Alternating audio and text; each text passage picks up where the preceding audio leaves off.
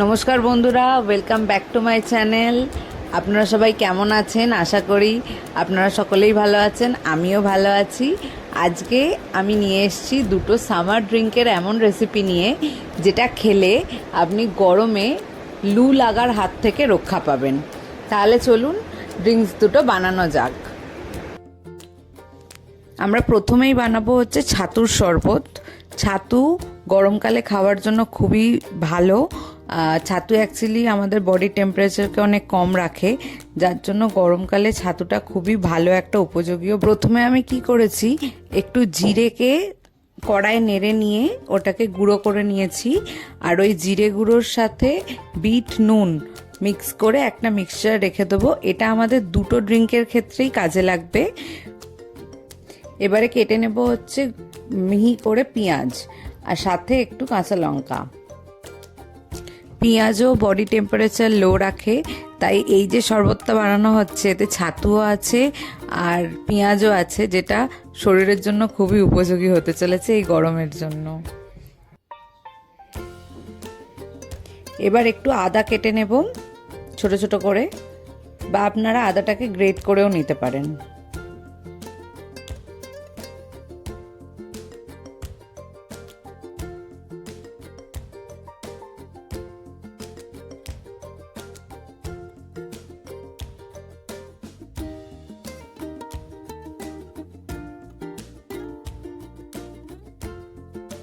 আমি এখানে এই ছাতুটা ইউজ করছি, এটা ছোলার ছাতু। আপনারা যে ধরনের ইচ্ছা ছাতু ইউজ করতে পারেন এর মধ্যে। এটা আপনারা সকালে জলখাবারে খেতে পারেন। এটা খেলে অনেকক্ষণ পেটও ভার থাকে, শরীরও ঠান্ডা থাকে। এটা খেয়ে যদি কেউ রোদ্দুরে বেরোয় তাহলে লু লাগার চান্সও অনেক কম হয়ে যায়। এবার অল্প অল্প করে জল দিয়ে ছাতুটাকে ভালো করে মিক্স করে নেব।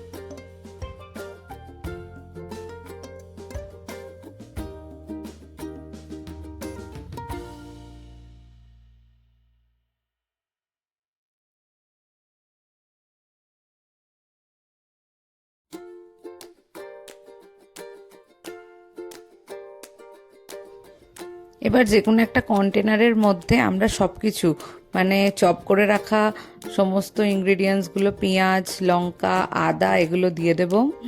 তার সাথে আমরা যে প্রথমে যে জিরে গুঁড়ো আর বিট নুনটাকে একসাথে মিক্স করে রেখেছিলাম, ওই গুঁড়োটা 1.5 চামচের মতন দিয়ে দেব।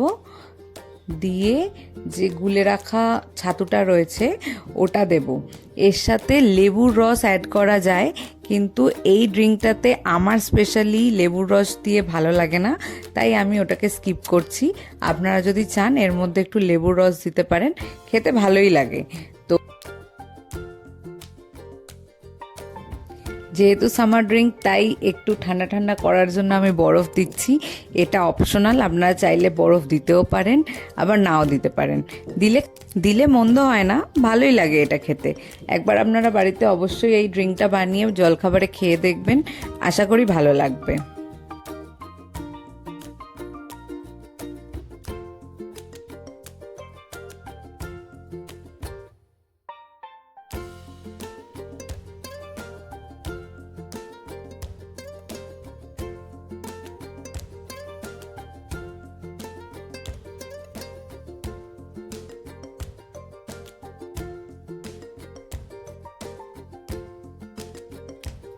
তাহলে চলুন এবার দ্বিতীয় ড্রিঙ্কটা বানানো যাক।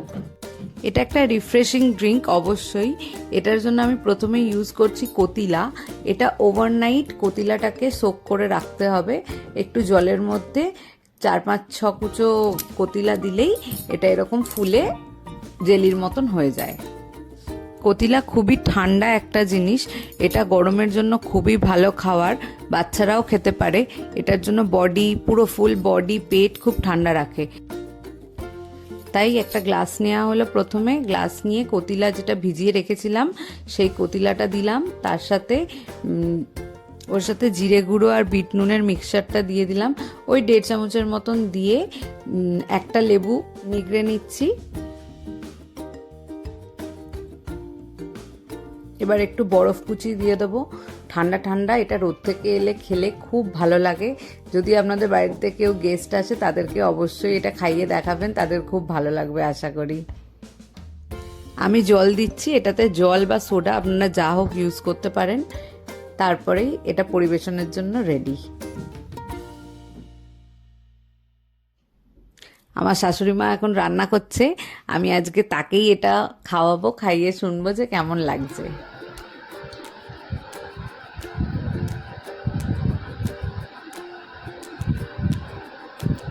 কেমন লাগছে? ভালো হয়েছে? ঠিক আছে।